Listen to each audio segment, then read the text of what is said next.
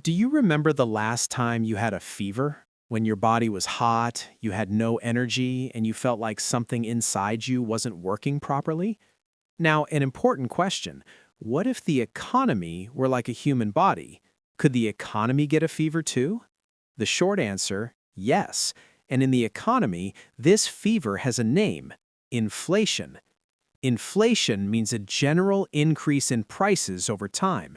Simply put, it means the money you have today will have less purchasing power in the future. For example, if today you can buy 10 items with $10, next year, with the same $10, you might only be able to buy 8 items. This means your purchasing power has decreased. In the body, money is like blood, and inflation is like a fever. When the body has a fever, its temperature rises. If the increase is small, it's normal, but if it becomes too high, it's dangerous. In the economy, it's the same. A little inflation is natural, but high inflation can make the economy sick. So why does inflation happen? One of the main reasons is too much money, too few goods. This means that when the amount of money in the economy increases, but the production of goods and services does not increase at the same rate, prices start to rise.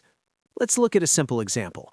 Imagine a city with 100 loaves of bread and 100 people want to buy them. Now, if people's money doubles, but the number of loaves remains the same, what happens? People compete to buy the bread, and the seller raises the price. This is inflation. What are the effects of high inflation? The first effect is reduced purchasing power. This means people can buy less with the same amount of money. Second, savings lose value. Third, economic planning becomes difficult. And finally, instability spreads throughout the economy. If inflation becomes very high, it is called hyperinflation. In this case, prices rise rapidly and money loses value very quickly. People try to spend their money immediately because they know it will be worth less tomorrow. This situation can severely damage the economy. But who controls this situation?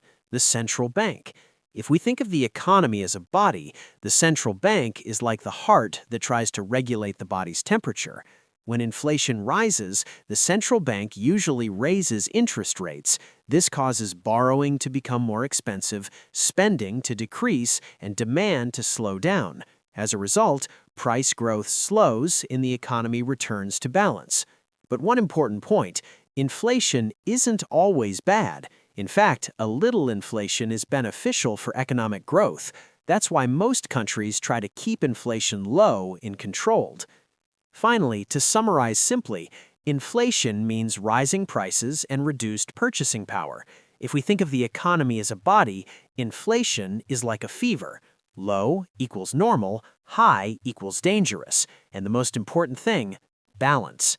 So next time you hear inflation is rising, don't think about complicated charts. Think of a body whose temperature has gone up, because the economy is more like a living body than you might think. If you like this teaching style, subscribe to this channel. Here you can learn economics in a simple, real, and understandable way.